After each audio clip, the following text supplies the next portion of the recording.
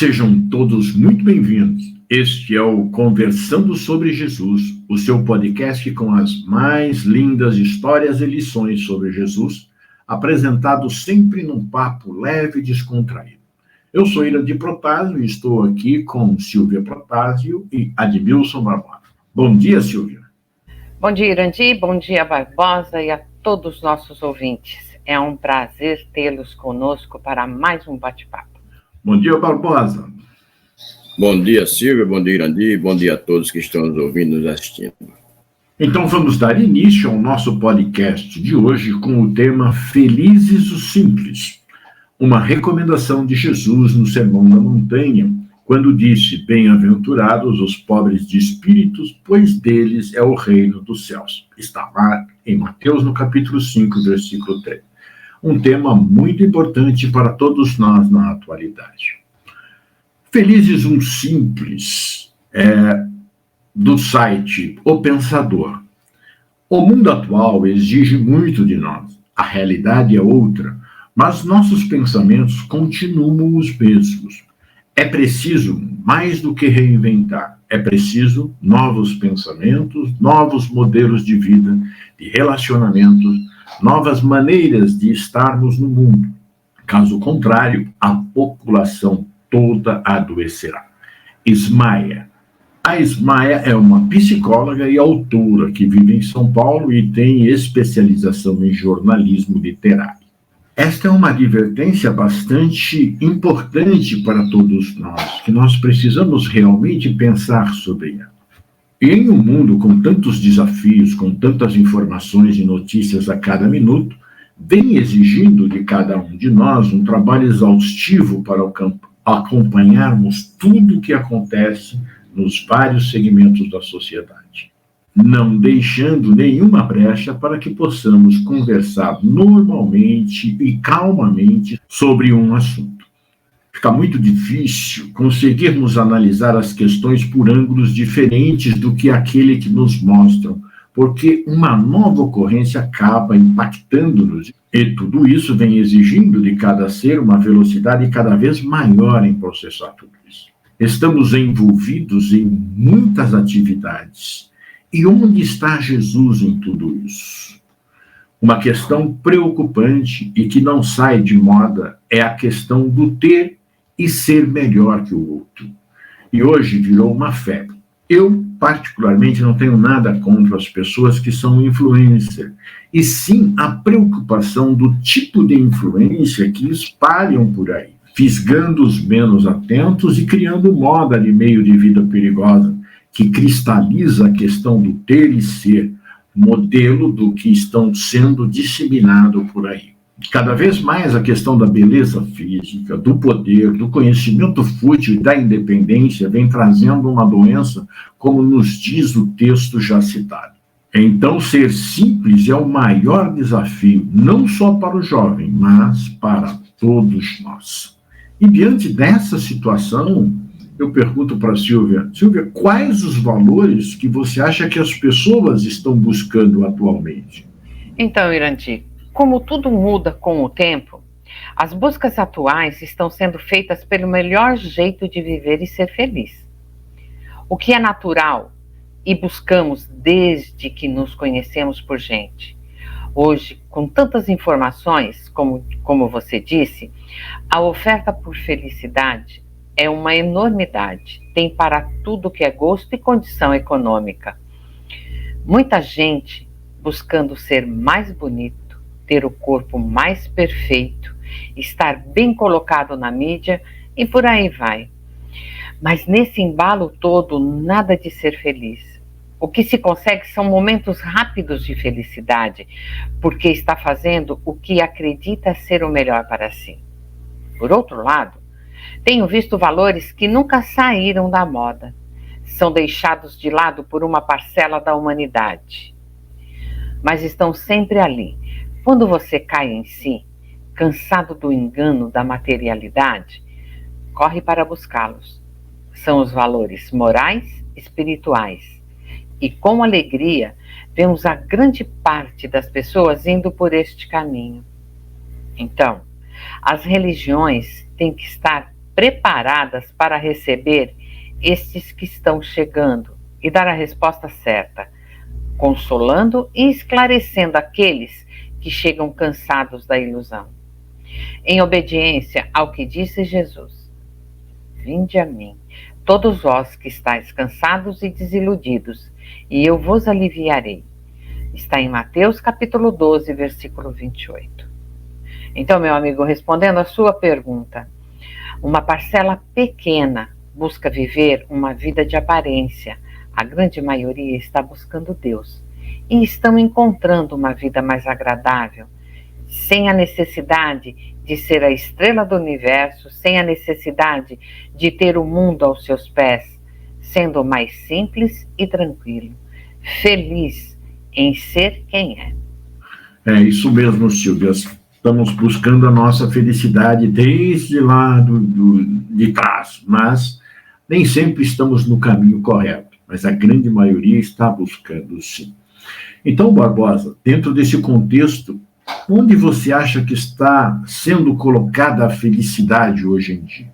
Atualmente, a busca pela felicidade, ela parece estar em diversos lugares, Irandir, dependendo das pessoas e de suas circunstâncias, né? Alguns procuram felicidade em conquistas pessoais e profissionais, como alcançar metas ou sucesso na carreira. Outros a encontram em relacionamentos significativos, sejam com amigos, familiares ou parceiros românticos. Muitos também buscam a felicidade no autoconhecimento e no crescimento pessoal, através de práticas como meditação, espiritualidade ou desenvolvimento pessoal. Além disso, há quem encontre felicidade em experiências simples do dia a dia, né? Como o momento de conexão com outras pessoas, apreciação da natureza, hobbies que trazem prazer, ou até mesmo em ajudar os outros e fazer a diferença na vida de alguém. Em resumo, Irandir, a felicidade parece estar sendo buscada em uma combinação única e pessoal de realizações, relacionamentos e experiências que trazem significado e contentamento à vida de cada um. E nesse contexto, eu fico com essas experiências simples do dia a dia, que são as coisas melhores que nós temos. Vamos aprendendo, né, a encontrar a nossa felicidade nas coisas mais simples, exato, saindo desse turbulinho que a gente ainda vive, né? Mas eu vou perguntar também para você e para a Silvia, vamos bater um papo sobre quais os principais valores que têm mudado com o tempo. Quais os valores que a gente acha que mudou? Infelizmente, a sociedade hoje está mais ligada ao ter. Esqueceram o ser. Os valores hoje são mais materiais do que morais, né? Antigamente, a gente sabe que nossos avós, nossos antepassados, eles ligavam-se muito ao ser, né?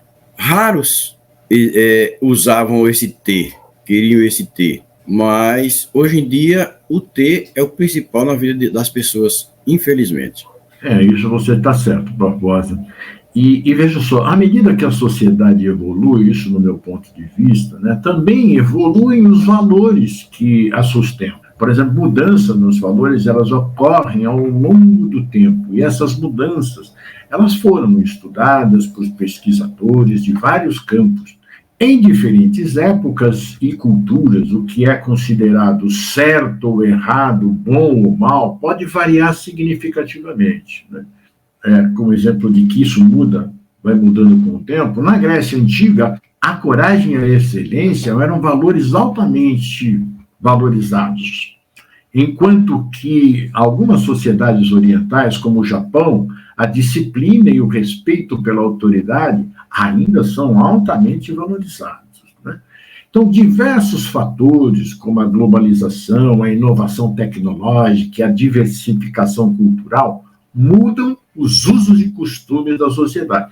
Haja visto nós, né, que já temos uma certa idade, nós estamos nos adaptando a essa modernidade tecnológica e de outros costumes, né? Então, a gente vê que vai mudando, né?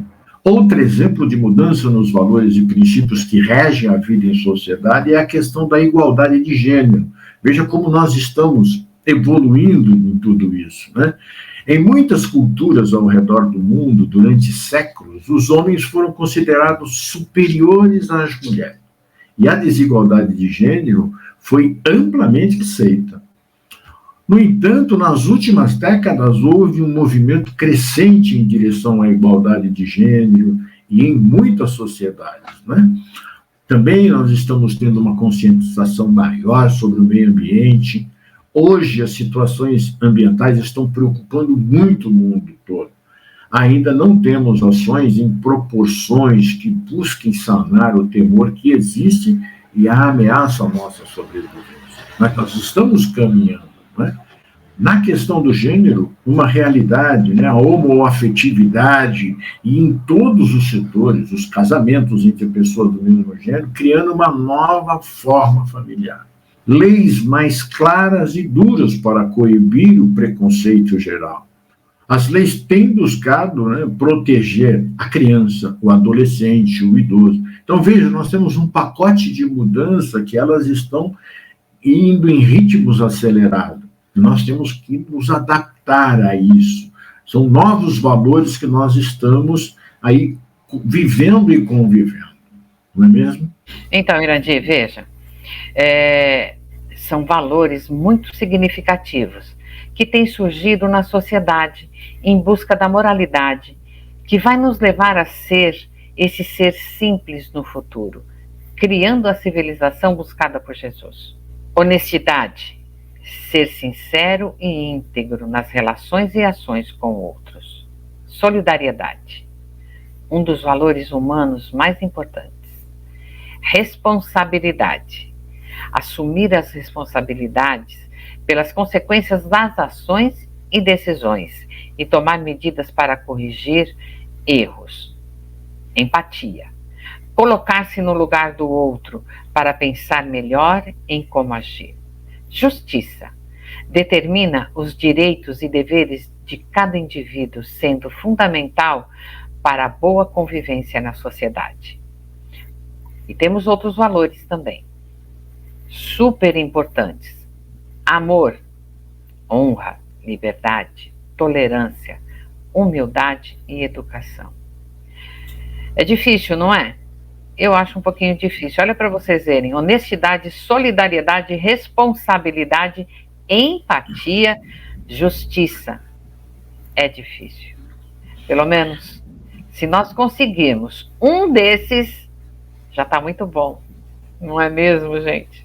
Nós estamos caminhando, né? E por isso que eu sou otimista, porque a gente está vendo mudanças que estão nos levando, né, para um campo melhor, para uma situação melhor. São coisas novas, né? Eu sempre eu tinha um pensamento, né?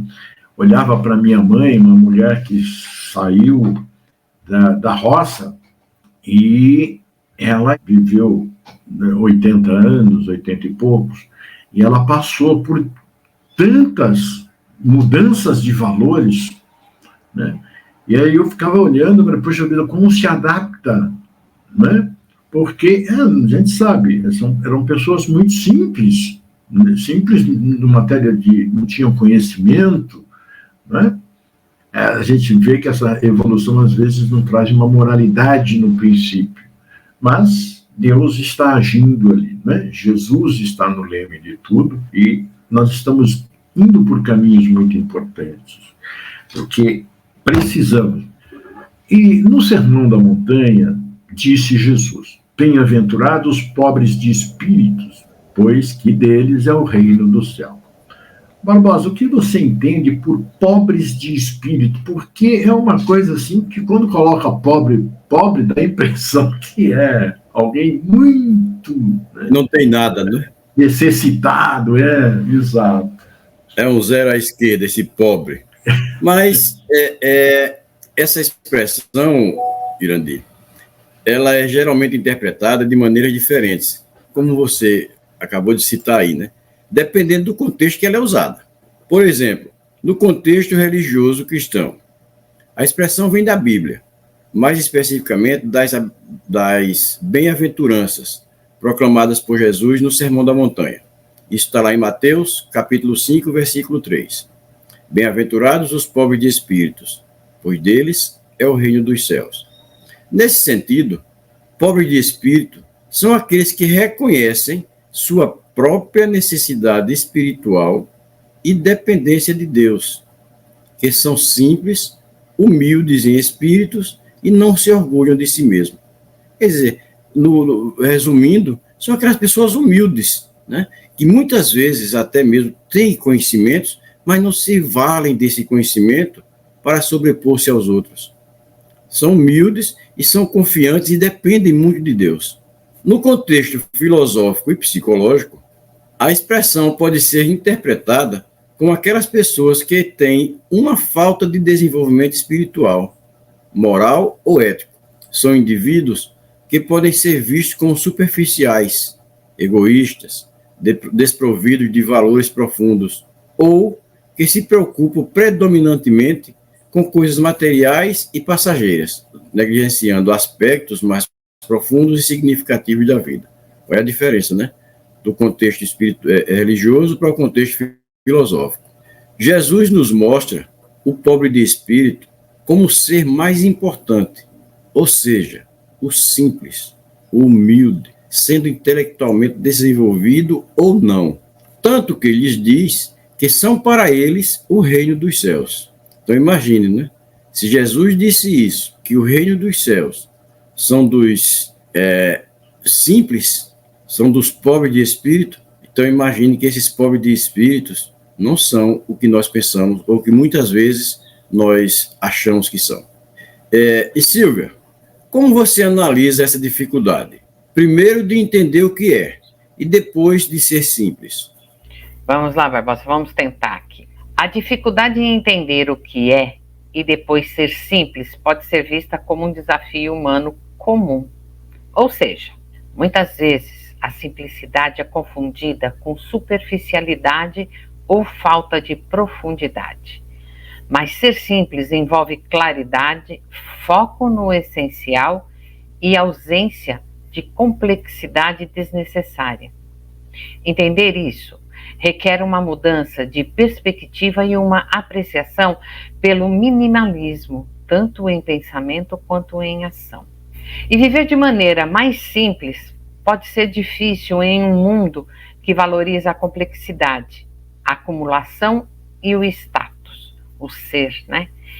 Isso requer desapego de coisas materiais e emocionais, além de uma escolha deliberada por priorizar o que é mais significativo e autêntico. Nossa sociedade muitas vezes associa sucesso e realização com aquisições materiais e realizações complexas. E isso cria uma barreira psicológica para abraçar a simplicidade, pois somos condicionados a buscar constantemente mais e o melhor. Apesar dos desafios, muitas tradições espirituais e filosofias enfatizam os benefícios da simplicidade para alcançar a paz interior, a clareza mental e conexão espiritual. É um processo de aprendizado e prática constante, onde o foco é na qualidade das experiências e relacionamentos em vez da quantidade. Então vamos deixar um pouquinho o ter de lado, né? O Irandim, você acredita que apesar dessa situação toda, vamos conseguir chegar em breve tempo a sermos simples, como nos recomendou Jesus? Eu tenho certeza que sim, viu, Silvia? O tempo que cada um vai levar, isso é pessoal, né? O interesse em reconhecer que o caminho é Jesus, que nos ensina a seguir as leis de Deus, a ser humildes e simples, é uma das principais preocupações, né, que nós devemos ter, pois nos leva a sentir compaixão pelos nossos irmãos que estão passando por dificuldade e desperta, então, o desejo de procurarmos fazer algo para aliviar as suas dores. A pensar em medidas que possam mitigar as necessidades de vários irmãos, a buscar os meios de aliviar essas necessidades. Temos o exemplo de Irmã Dulce, né, que, tocada de compaixão por aqueles que viviam em condições subhumanas, enfrentou todos os desafios e levou-os a um galinheiro no fundo do convento e saía todos os dias em busca de alimento para eles, remédios para suas feridas, subindo e descendo as ladeiras de Salvador para ajudar aqueles necessitados. E conseguiu, desta forma, construir o hospital e a casa de amparo aos desfavorecidos pela sorte. E tantos, com exemplos como os dela, né? Pessoas simples, tranquilas, né? Elas viam além do que as aparências mostravam, ela via a necessidade. Então, eram pessoas que viam algo que a maioria não vê. Por quê? Porque são simples, né? E quando pararmos de olhar os nossos problemas, né, isso é importante, e visualizarmos o nosso próximo, seremos também tocados pela compaixão, pela dor do outro. Aí vamos iniciar uma caminhada rumo a Deus, amparados por Jesus, amparando aqueles que precisam muito mais do que nós. Vamos lutar contra essa desigualdade, criada para benefício de uns poucos mais favorecidos. Vamos lutar contra essa indiferença daqueles que podem ajudar. Vamos lutar contra as injustiças, vamos lutar pela ecologia, vamos lutar para transformar nosso planeta em um mundo justo e belo, onde todos têm os mesmos deveres e direitos, pela transformação de todas as mulheres e homens de bem. Essa luta é a luta do amor. Aqui lutou Jesus, trazendo a paz e o amor para todos e praticando a caridade em todas as ocasiões. Hoje vemos muitas ações nobres mesmo, né, sendo realizado por irmãos pobres e ricos, cada um dando o que pode nesse momento, de acordo com o seu grau de entendimento. Por isso, acho que dentro em breve seremos os verdadeiros filhos de Deus. Seremos humildes e simples de coração. E só os humildes e simples de coração conseguem trabalhar para que isso aconteça, como fizeram os primeiros apóstolos, né? Eles, a partir do momento em que entenderam a mensagem de Jesus, eles se tornaram humildes, se tornaram simples e fizeram uma revolução que nós estamos trabalhando até hoje, né? Então, Barbosa, uma das questões abordadas por Jesus e que vemos ainda acontecer é a dos que se elevam demais perante as pessoas. O que pode ocorrer com aqueles que assim agem? Boa coisa não vem. Quando Jesus aborda essa questão daqueles que se elevam demais perante as pessoas, ele está alertando sobre a atitude de orgulho e arrogância, que não são coisas boas, né? Que pode levar a consequências negativas, tanto espiritualmente quanto socialmente. Consequências espirituais, quais seriam? O orgulho e a arrogância são vistos como pecados em várias tradições religiosas. Essas atitudes afastam uma pessoa de uma conexão genuína com valores espirituais, como humildade, compaixão e serviço aos outros. Isso resulta em um afastamento da vida espiritual significativa e satisfatória. Olha, se nós não sequer pensamos no próximo, como podemos ter uma vida espiritual elevada, significativa? As consequências sociais e relacionais. Pessoas que se elevam demais perante os outros frequentemente geram ressentimento e alienação. Elas podem ser vistas como pretensiosas, egocêntricas ou insensíveis às necessidades e sentimentos dos outros. Isso pode levar a relações interpessoais prejudicadas, isolamento social e dificuldades em manter relacionamentos saudáveis. E muitas vezes nós conhecemos pessoas assim, né, ao nosso redor, no nosso trabalho, que nós fazemos questão de nos afastarmos dessas pessoas. Fulano é uma pessoa até boa, mas é tão exibido, é tão metido, a gente perto dele se sente humilhado. Então, infelizmente, ainda existe muito isso, né? E também a perda da oportunidade de crescimento pessoal. A arrogância, muitas vezes, impede o crescimento pessoal, pois uma pessoa que se considera superior pode estar menos inclinada a aprender com os outros, admitir seus erros ou buscar autoaperfeiçoamento. Ora, pessoa arrogante, que se é muito prepotente, ele quer saber dos outros, ele sente-se ali o superior, o Deus dos outros, né? Jesus frequentemente ensinava sobre a importância da humildade e do serviço aos outros, como caminho para a verdadeira grandeza espiritual. Portanto, Irandir, aqueles que se elevam demais perante as pessoas estão em risco de perder não apenas a aceitação social, mas também a oportunidade de cultivar virtudes essenciais para uma vida plena e significativa. Então, nada bom vem para essa pessoa, não. O futuro dela não é muito bom, não. Verdade, viu, Barbado? E a gente tem visto isso, né, nas mídias sociais agora, né? Estão mostrando algumas coisas para os jovens que não são boas para o futuro, né? Porque essa questão do ter, do ser, de se mostrar, de ser mais belo, de ser isso e aquilo, traz esta arrogância, né? Traz um grande mal para o ser no futuro, né? Exatamente. E na passagem registrada por Mateus, no capítulo 18, versículo 1, ele diz: naquela hora, os discípulos aproximaram-se de Jesus, dizendo: quem é então o maior no reino dos céus? Eles fazem a pergunta: quem é o maior do reino dos céus? Pensando que, de alguma forma, Jesus escolheria um deles para ser o maior. Eles queriam saber quem ocuparia o mais alto cargo da administração quando Jesus estabelecesse seu reino. Veja bem, né? Dos próprios discípulos acontecia também isso. Eles fizeram essa pergunta porque eles achavam que um deles ali é que seria o bambambam, né? Mas Jesus responde o quê, Silva? Pode comentar o que Jesus respondeu para nós? Eu vou tentar. Bom, Barbosa, eu queria uma resposta que tivesse um conteúdo simples, de fácil entendimento. Então, eu fui procurar e encontrei essa, que está no site da rnavesamorim.com, com o título O Maior Reino dos Céus.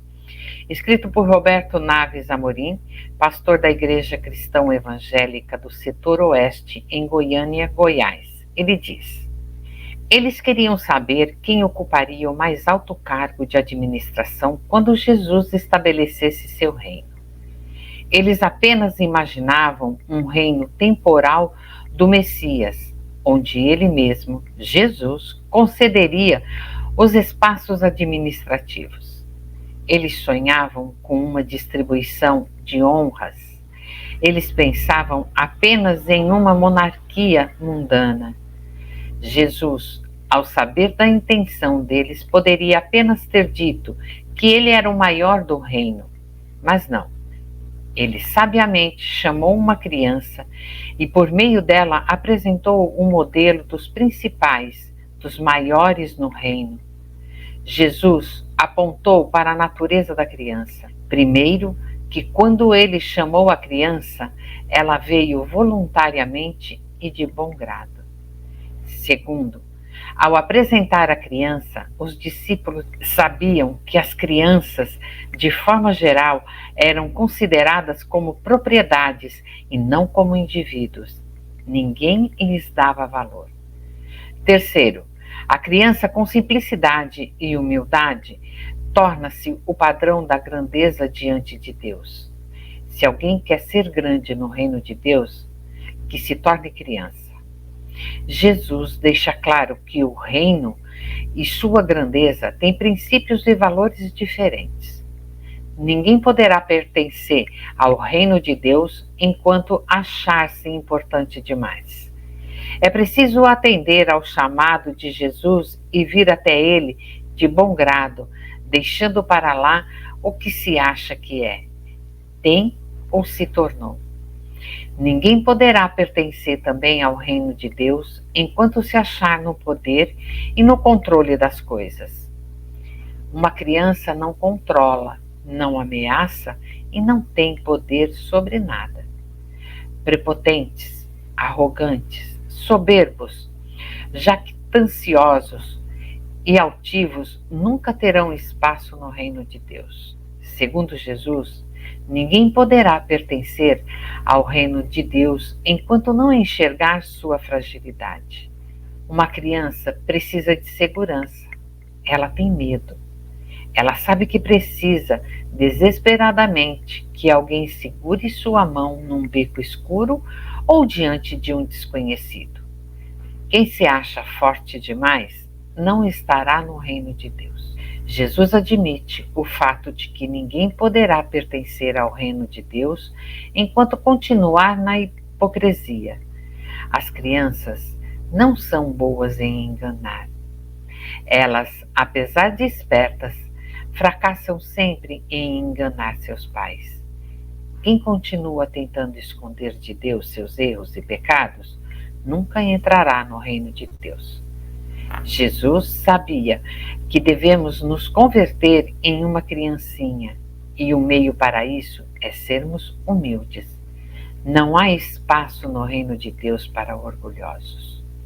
E para concluir, em Marcos, capítulo 10, versículos de 43 a 45, nos diz: Mas dentre vós, quem quiser tornar-se grande, será esse o que vos sirva, e quem quiser ser o primeiro entre vós, será servo de todos, pois o próprio Filho do Homem não veio para ser servido, mas para servir e dar a sua vida em resgate por muitos. Então, Silvia Barbosa e amigos, quando você chama uma criança para te ajudar, ela vem feliz. Então, os símbolos que Jesus nos mostrou é perfeito. A criança e o servo. Ambos se encaixam no significado de servo, dependente de um senhor, de um poder ou força incontrolável. Muito bom esse artigo do pastor aqui, né? Bom mesmo. Bom, disse então Jesus estas palavras: Graças te rendo, meu Pai, Senhor do céu e da terra, por haveres ocultado estas coisas aos doutos e aos prudentes, e por as teres revelado aos simples e aos pequeninos. Mateus, capítulo 11, versículo 25. Então, Irandi, o que quis dizer Jesus? Esse preceito é válido para a atualidade? O que você acha? Eu não tenho dúvida, né? E eu fiz uma pesquisa a respeito disso. E vejamos a interpretação desse texto evangélico que se encontra no EAD, que é o Estudo Aprofundado da Doutrina Espírita. E tem por título Religião à Luz do Espiritismo, no tomo 2, Ensinos e Parábolas de Jesus, na parte 2, módulo 2, Ensinos, Direitos de Jesus. Eu vou ler porque eu achei assim, ele muito completo, muito bom. As lições do Evangelho têm caráter atemporal, valem para todo o tempo. Orientaram o discípulo à época em que o Cristo esteve no plano físico. Orientam no presente e orientarão nos dias futuros, independentemente do nosso estágio evolutivo. O que importa é considerar que Jesus continua conosco, sempre solícito, disposto a nos ensinar como edificar o reino dos céus em nós mesmos. As palavras graças te dou, ó Pai, Senhor do céu e da terra, indicam, além de louvor, reverência e submissão ao jugo ou à vontade de Deus, o Pai, Criador Supremo, o Senhor do céu e da terra. Jesus louva o Criador Supremo porque certas verdades são reveladas aos pequeninos e ocultas aos sábios e instruídos. Na linguagem do Evangelho, pequenininhos, né, faz referência aos humildes, às almas pacíficas e boas, que se encontram abertas aos ensinamentos morais do Cristo. Os sábios e instruídos representam o grupo dos intelectuais ciosos do saber que possuem. Por se julgarem donos da verdade, eles são incapazes de perceber que revelam um estado de ignorância moral em que se encontram por hora, porque vão sair desse estágio, né? São os intelectuais de todas as épocas que enxergam através de lentes míopes, mas se avaliam como superiores ao semelhante, porque possuem alguma cultura fornecida pelo mundo, ou em razão da posição social ou econômica que ocupam. Na verdade, quem se julga sábio entroniza a própria ignorância, pois a verdadeira sabedoria consiste em aplicar o conhecimento na construção do bem, por meio de exemplificações moralmente elevadas. Os sábios e instruídos, a que Jesus faz alusão, se referem, paradoxalmente, incapazes de entender orientações espirituais básicas, uma vez que trazem um espírito saturado de arrogância e de vaidade, como disse o Barbosa agora há pouco. Então, Irandir, ele diz ainda que Deus não esconde as coisas aos sábios e aos entendidos. É o orgulho que não os deixa vê-las, ao passo que os pequeninos, isto é, os despidos de orgulho e de presunção, iluminados pela fé pura que lhes concede segura intuição, assimilam facilmente as lições divinas e fazem delas caminho para a felicidade espiritual. Os humildes, ao contrário, por se curvarem aos desígnios divinos, não se julgam superiores. Sendo espíritos mansos e benevolentes, captam a essência das verdades imortais por inspiração superior, ainda que na reencarnação se apresentem desprovidos de maiores conhecimentos intelectuais. O poder de Deus se manifesta nas mais pequeninas coisas, como nas maiores. Ele não põe a luz debaixo do alqueire, por isso que a derrama em ondas por toda a parte, de tal sorte que só cegos não a veem. A esses não quer Deus abrir à força os olhos, dado que lhes apraz tê-los fechados. Então, Silvia, veja como essa lição do EAD é completa. O mestre demonstra que os espíritos que rejeitam as verdades do Evangelho o fazem porque estão transitoriamente incapacitados de enxergar mais além. O orgulho é a catarata que lhes toda a visão. De que vale apresentar a luz ao cego? Necessário é que, antes, se lhe destrua a causa do mal. Essa condição nos faz lembrar a seguinte afirmativa de Paulo: e, se alguém cuida saber alguma coisa, ainda não sabe como convém saber. Parece um trocadilho, né? Mas é uma frase de Paulo. E, se alguém cuida saber alguma coisa, ainda não sabe como convém saber. É a primeira carta de Coríntios, capítulo 8, versículo 2. Então vejam como é válido para os dias de hoje o que nos disse Jesus, né, o que a Silvia perguntou. E Paulo, na carta aos Filipenses, no capítulo 2, versículo 1 a 4, pede que cuidem em não ser orgulhosos. Ele diz: por estarem unidos com Cristo, vocês são fortes, o amor dele os anima, e vocês participam do Espírito de Deus. E também são bondosos e misericordiosos uns com os outros. Então peço que me deem a grande satisfação de viver em harmonia, tendo o mesmo amor e sendo unidos de alma e mente.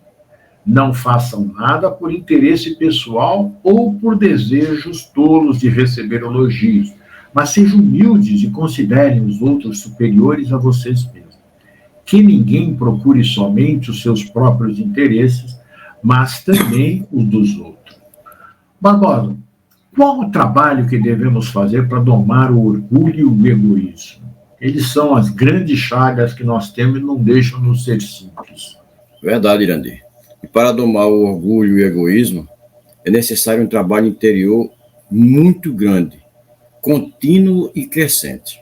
Aqui estão algumas práticas e atitudes que podem ajudar nesse processo, baseados nos ensinamentos cristãos e em princípios universais de crescimento espiritual e pessoal. Primeiro, o autoconhecimento. Buscar entender nossas próprias motivações, fraquezas e tendências egoístas é fundamental. Isso pode ser alcançado através da reflexão pessoal da meditação e da oração, buscando uma conexão mais profunda com nossos valores e propósitos. É difícil a gente fazer isso porque a gente encontra muita coisa, né, dentro de nós, mas é importante. O primeiro passo é esse, é nos conhecermos, nos analisarmos. Humildade, reconhecer que não somos superiores aos outros e que todos têm suas próprias habilidades, virtudes e dignidade é essencial. A humildade nos permite colocar o bem-estar dos outros antes do nosso próprio orgulho. Então, a humildade, sempre que nós estudamos, sempre que nós lemos algo sobre Jesus, a primeira coisa que a gente vê dele é essa humildade. Então, a humildade tem que prevalecer sempre. O serviço desinteressado, procurar maneira de servir aos outros sem esperar reconhecimento ou recompensa. É uma prática eficaz para cultivar o desapego ao ego. O serviço genuíno vem do coração e ajuda a quebrar as barreiras do egoísmo. Muitas vezes nós vemos alguém em dificuldade, aí pensamos em ajudar, mas no mesmo instante já pensamos, se eu ajudar ele agora, amanhã ele pode fazer isso por mim. Não. A gente tem que ajudar sem esse interesse, sem pensar em nada em troca. Então, Barbosa, autoconhecimento, humildade e serviço desinteressado é difícil e eu vou completar um pouquinho mais, tá bom? Então vamos lá. E ainda temos a empatia e compaixão. Desenvolver essa capacidade de se colocar no lugar dos outros. Precisamos compreender suas dificuldades e necessidades, ajuda a diminuir a ênfase em nós mesmos e a cultivar um coração mais compassivo. Aceitação da vulnerabilidade e dos erros. Reconhecer nossas próprias fraquezas e erros sem defesa ou justificação excessiva permite um crescimento pessoal significativo. Isso nos torna mais abertos à correção e ao aprendizado. Prática da gratidão. Cultivar um coração grato pelas bênçãos recebidas na vida ajuda a diminuir o desejo egoísta por mais reconhecimento ou posses. A gratidão nos lembra das coisas importantes que muitas vezes ignoramos quando estamos centrados em nós mesmos. Bom, Silvio Barbosa, eu também vou entrar aqui para colaborar um pouco. Tem a busca constante por transformação espiritual. Buscar uma conexão mais profunda com o divino através da oração, da leitura espiritual, da participação em comunidades de fé e da prática de valores éticos. Fortalece a base espiritual necessária para superar o egoísmo. Essas práticas não são simples de implementar e exigem um esforço consciente e persistente. A carta de Paulo aos Filipenses enfatiza a importância de cultivar uma mentalidade de serviço e humildade, seguindo o exemplo de Jesus Cristo, que se fez servos de todos. Ao seguir esses princípios, podemos gradualmente domar o orgulho e o egoísmo, transformando nossas vidas em um testemunho de amor e compaixão para com todos. Muito bom esta reflexão, né, para como nós devemos domar o nosso orgulho, quais os caminhos que nós temos que tomar. Eu tenho aqui, no site Espiritualidade e Sociedade, um lindo texto sobre felizes os simples. Ele diz: felizes os simples, os descomplicados e os de fácil trato. Felizes os que procuram ser leves. Felizes os que se entregam com alegria ao dia presente, apesar das tristezas do ontem e das incertezas do amanhã. Felizes os que não têm mania de grandeza, os que digerem suas frustrações e que sabem rir de si mesmos. Felizes os que sabem perder e os que, quando ganham, não humilham o perdedor. Saudáveis os que perdoam e felizes os que sabem se perdoar. Felizes os que são agradecidos e os que são felizes com a felicidade dos outros. Felizes os que deixam o ego de lado e sentem a dor do próximo. Felizes os que se tornam pontes entre as pessoas, os que aceitam a diversidade e sabem que a verdade não tem um só caminho. A primeira de todas as virtudes é a humildade, aquela que abre as portas do céu dentro da gente mesmo. Então, depois desse belo texto, vocês querem dizer alguma coisa em relação a algum desses parágrafos? Eu creio que tudo que foi dito até agora representa bem esse texto, mas algo que eu gosto muito é dos felizes os que não têm mania de grandeza, os que digerem suas frustrações e os que sabem rir de si mesmos. Como é bom a gente tratar com pessoas simples. Eu conheci várias pessoas que poderiam se sentir acima das demais, pelo poder econômico, cultural, acadêmico, mas que eram pessoas tranquilas, de fácil convivência, deixavam todos muito à vontade. A gente se sente leve porque podemos ser nós mesmos no meio das pessoas que não possuem a mania de grandeza, mesmo sendo grandes aos nossos olhos.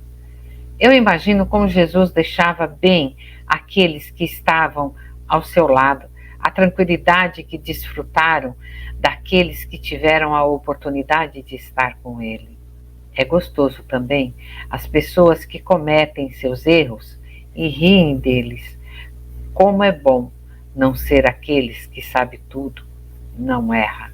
Não é mesmo, Barbosa? É isso, Silvio. Eu também imagino, viu, como era estar perto de Jesus. Mas como imagino, viu? Eu tive a oportunidade, duas oportunidades, né, de chegar perto de duas pessoas. Uma muito conhecido aqui na nossa região, no Nordeste, né, que era o Frei Damião. E eu nunca esqueci que ao tocar na mão dele, parecia que eu estava tocando numa bola de algodão. E outra foi assim, a sensação de leveza, quando apertei a mão do Divaldo Franco. Ele está ali naquele ambiente, naquela casa dele, lá na Mansão do Caminho. Que lindo, viu? A sensação. Então, eu imagino ficar perto de Jesus, hein? E no Evangelho, no capítulo 7, Bem-aventurados os pobres de espíritos, refere-se à bem-aventurança proferida por Jesus, destacando a importância da humildade espiritual. Ser pobre de espírito significa reconhecer nossa necessidade de Deus e nossa dependência dele, em contraste com a arrogância e o orgulho que afastam essas conexões. Relacionando isso ao trabalho interior, para domar o orgulho e o egoísmo, é crucial cultivar a humildade, através do autoconhecimento, da prática da gratidão e do serviço desinteressado. Esses valores são fundamentais para uma transformação espiritual que nos aproxima das bem-aventuranças ensinadas por Jesus, encorajando-nos a servir uma vida centrada em Deus e no amor ao próximo. Eu li outro dia uma frase que achei fantástica, que diz assim: rico é aquele que tem menos necessidade. Eu vejo essa necessidade em todas as situações, desde as necessidades materiais quanto as necessidades emocionais. Uma pessoa que é tranquila e equilibrada, ela não vai perder o sono por não ter poder, dinheiro, por não estar em evidência, por não ser maior ou melhor que ninguém. Ela está feliz com o que tem. Para muita gente, isso é inaceitável. Mas eu entendo que a nossa maior evolução nesse momento é a moral. É isso que nós temos que buscar. A intelectual é super importante, mas nós vemos inteligências fantásticas cometendo erros absurdos e se comprometendo, né, com o seu processo evolutivo, criando sofrimento no hoje e no amanhã. E pessoas simples, verdadeiramente humildes, passando por dificuldades inimagináveis e aceitando sua posição atual. E, com certeza, esses nossos irmãos estarão muito bem no futuro, ajudando aqueles que se acham tão grandes neste momento. São mais felizes, se aceitam e vivem bem. Foi muito bom o nosso tema hoje. Então, vamos trabalhar ativamente para tirarmos de nós o orgulho e o egoísmo e colocarmos em seu lugar a humildade. Aí, então, seremos muito felizes. Esse é o resumo que eu tirei de tudo que nós conversamos hoje aqui. E estamos chegando, então, no final do nosso podcast desse mês. Eu vou convidar, então, o Barbosa para as suas considerações finais. Que pena, né? Tema tão importante e nós já chegamos ao fim. Mas, com certeza, deixamos essa mensagem a todos que nos escutam, que nos ouvem, que nos veem, né? Da humildade, da simplicidade. Vamos buscar em nós mesmos essa humildade. Vamos aprender a ser mais simples. A avareza, o egoísmo, o orgulho não é bom. Vamos sermos humildes em todos os momentos. Muito obrigado a todos. Que Deus nos abençoe. Até o próximo podcast. Agora, Silvia, para as suas considerações finais. Então, pessoal, que possamos refletir sobre esse tema, né?